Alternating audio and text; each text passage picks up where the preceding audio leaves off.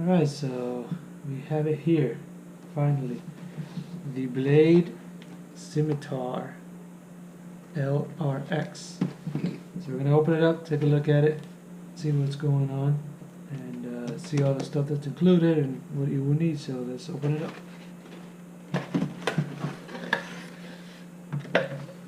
Instruction manual, very important. Has a lot of tips and information, spare parts, all the stuff that you could want to take a look at, how to install your props, batteries, information like that. Make sure you keep that handy. So we have a set of propellers here. Only one set is included, so if you're going to be flying a lot, make sure you get a couple extra props, because if you crash they will break. So just remember that quadcopter propellers break real easy, so get a couple extra sets.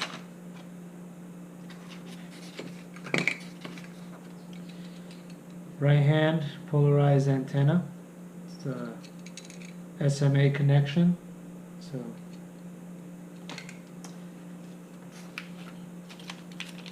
little toolkit with screwdriver, Allen keys, and some double-sided tape.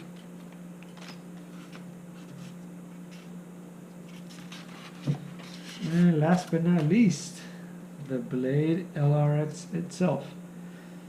So speed controllers, motors, these are 2408 1480 kV, so they're perfect for 6L, give you long flight times.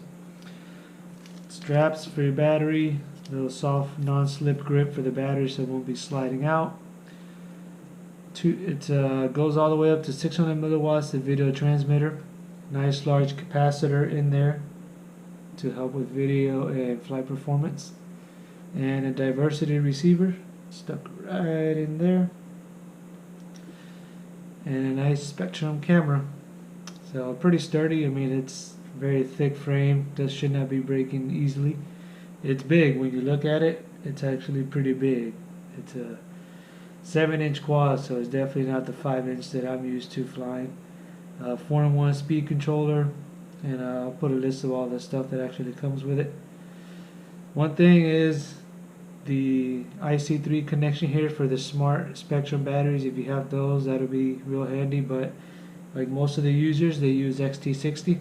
I'm going to go ahead and get rid of that and put my XT60 shortly so I can get ready for the maiden flight.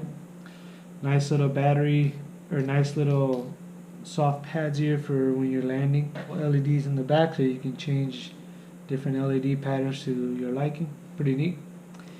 So I'm going to go ahead and get this soldered up to the XT60 that I want to use and get this set up. Alright, so went ahead and soldered my XT60 connection on there, making sure polarity is correct. That'll make it easier for me to use the battery. As far as the battery I'm going to be using is this Horizon Hobby Kinexus 30C 6L 1300 milliamp. Should be plenty of battery for most of my flying, so I might go up a little bit higher later once I get a couple flights and see how it reacts, but this will be a really good battery for you to use. While the radio is powering up there, let's go over this little chart here that you have in the manual, page 4. Gives you a transmitter setup for basically almost all the spectrum radios, all the way from a DX6 all the way to a DX20. So 8, 9, IX12, they're all included. So I will be using an IX12. So while it's booting up, I'm going to take a look at that chart real quick and just get an idea of all the different settings I'm going to be adjusting. And this will give you a really good smooth flying quadcopter. There's something very nice about Horizon Hobby and eFlight. With all their bind and flies and plug and plays, they give you this little chart. This thing is a lifesaver. It will save you so much time. You set it up to this, their recommendations, it's gonna fly good. So for all the guys out there that have spectrum radios, this is really neat. If you don't have a spectrum radio and you want something that's plug and play and you can get it flying real quick, this is one reason to get a spectrum radio. So we'll follow that chart, go through the radio, and get everything set up real quick. Okay, so now we're going to get set up to bind the quadcopter. One very important thing is anytime you're going to plug in a battery and you're not ready to go fly, make sure your propellers are off. You're going to hook it up to the computer to adjust some settings and you're going to have the battery on. Take your propellers off, be safe. These things are dangerous. 7-inch propellers on a 6L quadcopter will cause a lot of damage. So again, safety first. Anytime you're going to plug in a battery and you're not going to go fly, so if you're going to do any kind of changes or settings, take the propellers off. It will save you a lot of headaches. It will save you most likely a trip to the hospital. So also make sure your antenna is plugged in, because you don't want the video transmitter to be powered on without an antenna. So make sure that step is done. Now we're going to get ready to do the binding. Follow the little instructions in the manual there. Number 5, follow the procedure specific for your transmitter to go into bind mode. I'm going to be using the IX12. It's a touchscreen, very simple. Some of the other radios have a button up here for binding, so depending on your radio you will have to bind your own way, but in the instructions it tells you to make sure your throttle is off, all the switches set up to how you're going to be using them in flight for disarmed, throttle all the way down, always very important.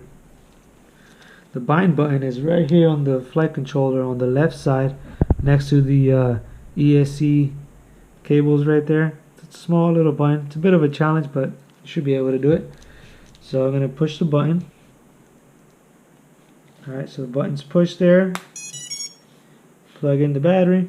As you can see, the receiver right there is in bind mode. So I'm going to go ahead and grab the radio. Go to bind. Push and hold for bind. Bind complete. There it is. It's bound. 11 milliseconds. Telemetry. Hit OK. We've got a solid light right there on the receiver, so we're bound, so we can go ahead and unplug the battery. So now that the quadcopter is bound and ready to be tested, I'm going to plug in my battery, turn on the arm switch, make sure everything operates correctly, just to be safe before I start putting the propellers and get ready for flight. So plug in the battery, grab your radio. Wait till you get all the tones for initializing, and then hit your arm switch. Okay, everything's spinning. You don't want to give it a lot of throttle, just to make sure everything responds. So, seems good.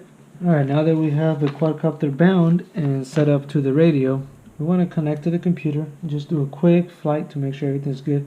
If you follow the little chart right there on the book, your quadcopter should fly no problem. That's why I spent a lot of time putting that chart together, so if you follow that chart you should be good. But it's never a bad idea to double check, especially with a high power, very powerful multirotor. These things can disappear in a second. They're just so fast. You want to be extra careful. Take that little extra step. You connect it to the computer. This is just to verify that everything is good. Make sure we hook up to the computer, and then we're going to go over here to the receiver tab right there, and we're going to make sure everything is working good.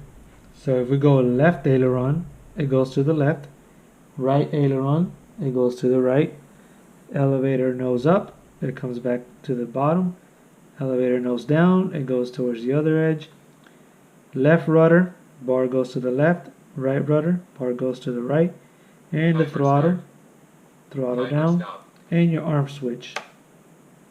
So you'll also get the little warning up there that the quadcopter is arming, so that's good. Everything seems to be working good. So since everything's good, we're gonna disconnect it, hook up the propellers, and go out for a test flight. Alright, so let's get it ready to go flying.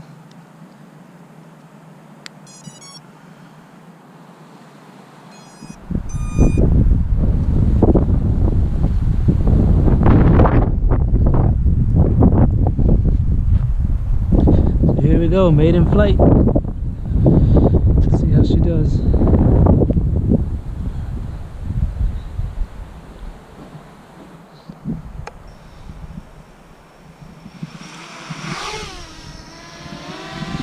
Very nice, smooth. So right now it's in stable mode, what they call angle mode, so it's self-leveling. You let go of the sticks, you see it goes back to center, to neutral. It's smooth, it's not vibrating, pretty good. We're gonna go to angle mode. This is angle or acrobatic mode. Sorry, rate mode. This is rate mode.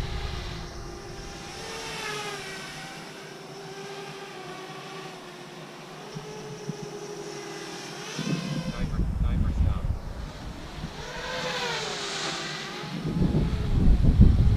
This is the mode for the more advanced pilots that want to do acrobatics and have some fun. This is it. You can loop it, you can roll it, loop it.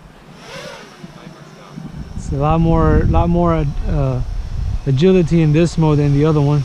It actually lets you exceed the limits, so you can do that. Back to angle mode, it only gives you a certain amount of degrees that you can rotate.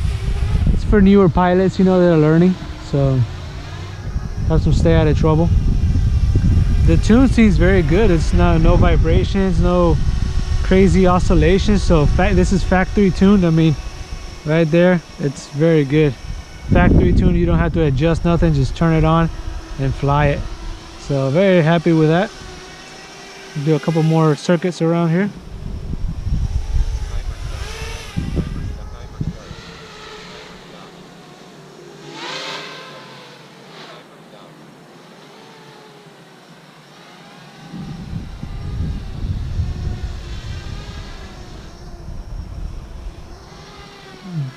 Very good flying straight out the box. So there you go, there's the flight maiden flight there. Next up in the next video, part 2, we'll do an actual FPV flight, take it out for a spin, see how it does in between trees and everything. So very excited. Very windy today, but it's doing pretty good. It's fighting it. I mean, let's check the power real quick. Oh yeah, it's got plenty of power. So, alright, we'll bring it in for landing and see you in a bit. So just wrapped up the maiden flight with it. Flew good, no problems at all. Everything works good. It's a big quad, so it's easy to fly. I did line of sight. The next section of the video will be the FPV flying. But for now, it's just line of sight to make sure everything works good. So I flew it in both angle and in regular mode, rate mode. And both flight modes were easy, smooth, no problems. The lights are pretty cool in the back. You can see them flashing around. I'll work on programming those later. So, in first impressions after setting it up and flying it, very good. I myself have been flying drones for a very long time, racing multirotors, freestyle multirotors, all kinds of them. The one thing I like about this one is, of course, there's no building. It takes about 20-25 minutes to set it up, and then you're off to go flying. Second of all is I've always 4-cell has been the dominating battery voltage for the longest amount of time, and now in the last year or so 6-cell has started taking off, and you get more flight time, more power to use, better efficiency. Everything is just a lot better with higher voltages. Your components, they don't take as much stress with the higher voltage. Pretty good.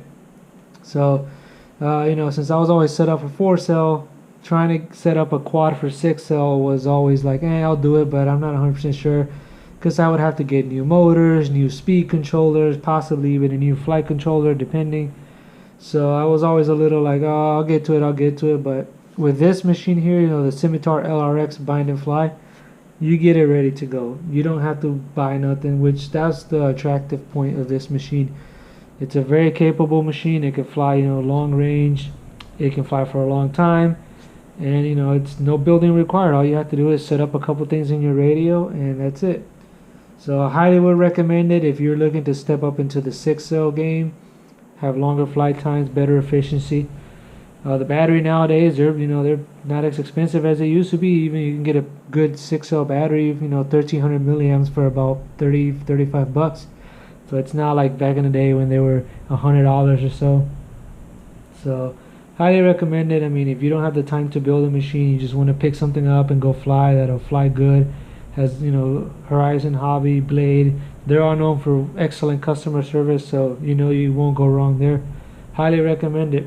Really fun machine. Now the next part of the video, we're going to go take it out and do some FPV flying.